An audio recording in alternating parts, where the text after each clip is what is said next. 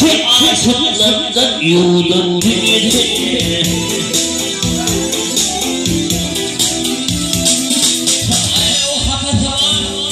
Hapatan toplara güdümü batsa aşıklardan alın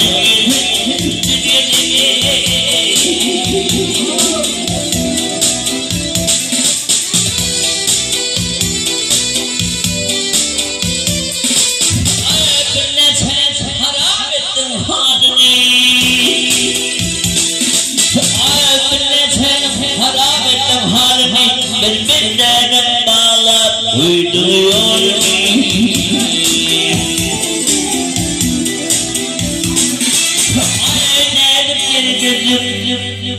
Benim geri dönüm tüylü kalkamı Bılarım uğradım bağlar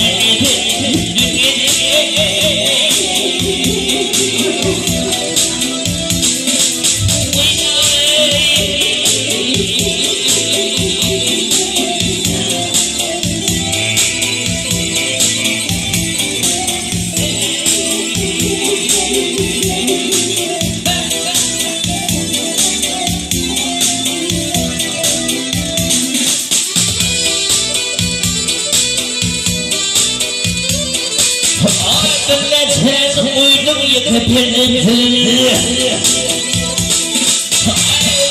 sen uydum yıkıpırdım birbirlerinin Allah gelin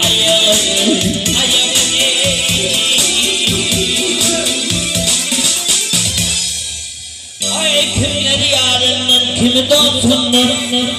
Buna da keyif edip gülün dünyada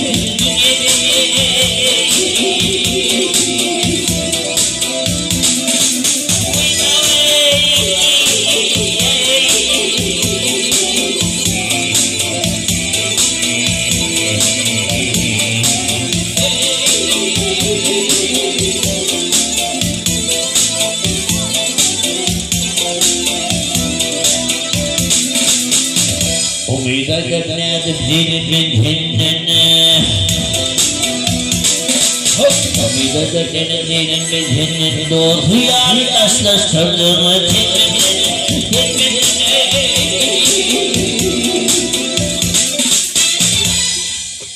Ay canı canı bulan bir zinnine Baksanım uğradım ağzı dünyada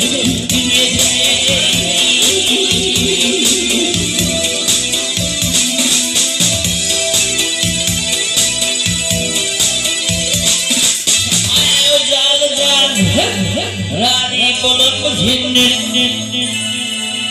Birileri uğrudur Harca dünyada